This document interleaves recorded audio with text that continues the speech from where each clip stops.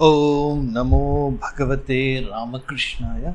सार्थक परिपूर्ण जीवन के लिए महत्वपूर्ण सीख स्वामी जगदात्मानंद जी महाराज जी की महान पुस्तक जीना सीखो से अध्याय 2। तुम्हारे भीतर अनंत शक्ति छिपी है। क्रम विकास की पद्धति पर चर्चा जारी है। ये ब्रह्मांड एक है। अस्तित्व की एकता एक गहरा सत्य है। इस पर क्रम विकास की पद्धति पर चर्चा जारी है। Being continued. सन 1969 ईस्वी के ट्रांसपर्सनल साइकोलॉजी अव्यक्तिगत मनोविज्ञान के शीतकालीन अंक में एक विशेष लेख छपा था।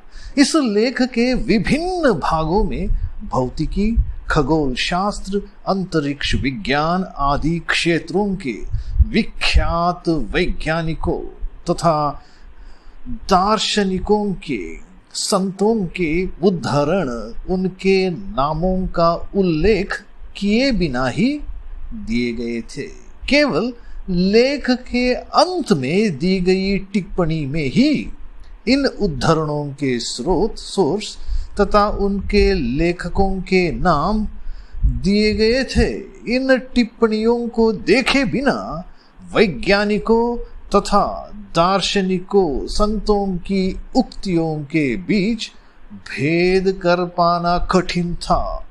दूसरे शब्दों में वैज्ञानिकों तथा तत्ववेत्तों के कथनों के बीच वैज्ञानिकों तथा तत्ववेत्ताओं के कथनों के बीच विलक्षण समानता थी।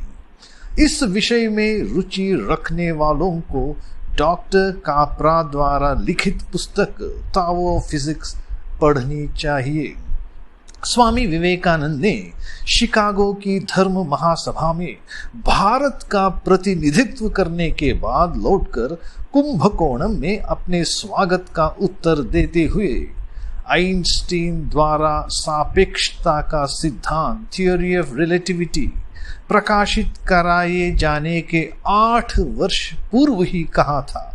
स्वामी विवेकानंद जी कहते हैं, समग्र संसार का आध्यात्मिक एकत्व रूपी यह महान सनातन तत्व संभवतः ऊंची जातियों की अपेक्षा छोटी जातियों के लिए, शिक्षितों की अपेक्षा मूक जनता के लिए और बलवानों की अपेक्षा दुर्बलों के लिए ही अधिक आवश्यक है। मद्रास विश्वविद्यालय के शिक्षित सज्जनों, आपको विस्तार पूर्वक यह नहीं बताना पड़ेगा कि यूरोप की वर्तमान वैज्ञानिक अनुसंधान प्रणाली किस तरह भौतिक दृष्टि से सारे जगत का एकत्व सिद्ध कर रही है।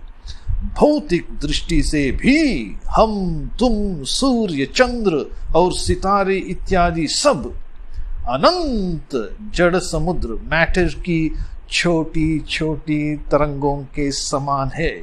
इधर सैकड़ों सदियों पहले भारतीय मनोविज्ञान ने जड़ विज्ञान की तरह यह प्रमाणित कर दिया है कि शरीर और मन दोनों ही समष्टि रूप में जड़ समुद्र मैटर, ओशन ऑफ मैटर की क्षुद्र तरंगे हैं, वेव्स है, वेवलेट्स है। फिर एक कदम आगे बढ़कर वेदांत में दिखाया गया कि जगत के इस एकत्व भाव के पीछे जो आत्मा है वह भी एक ही है।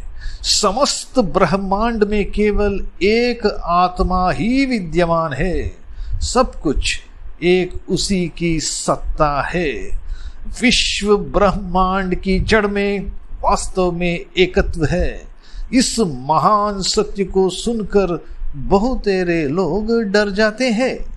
दूसरे देशों की बात तो दूर रही, इस भारत देश में भी इस सिद्धांत को मानने वालों की अपेक्षा इसके विरोधियों की संख्या ही अधिक है। तो भी स्वामी विवेकानंद जी कह रहे हैं, तो भी तुम लोगों से मेरा कहना है कि यदि कोई ऐसा तत्व है जो संसार हमसे ग्रहण करना चाहता है और जिसे भारत की मूक जनता अपनी उन्नति के लिए चाहती है, तो वह यही जीवनदायी तत्व है। क्योंकि अद्वैतवाद को व्यावहारिक और कारगर तरीके से कार्य रूप में परिणत किए बिना कोई भी हमारी मातृभूमि का पुनरुत्थान नहीं कर सकता। प्रत्येक वस्तु की गहराई में जाने पर हमें इस एकत्व की झलक, वननेस की झलक, सॉलिडारिटी ऑफ एग्जिस्टेंस की झलक मिलती है। यदि हम ऊंचे नीचे, धनवान निर्धन, देवता मानव, नर पशु आदि विभिन्न समूहों की गहराई में प्रवेश कर सके, यदि हम ऊंचे नीचे, धनवान निर्धन, देवता मानव, नर पशु आदि विभिन्न समूहों की गहराई में प्रवेश कर सके, तो हमें उनके भीतर एकत्व का, वननेस का बोध होता है। ये सभी एक ही तत्व की विभिन्न अभिव्यक्तियां हैं। ये सभी एक ही तत्व की विभिन्न वेरियस अभिव्यक्तियां है, मैनिफेस्टेशंस है। कल हम चिंतन करेंगे परमाणुओं की अद्भुत लीला, परमाणुओं की लीला। ओम शांति शांति शांति। हरि ओम तत्सत। श्री राम कृष्णार्पणमस्तु।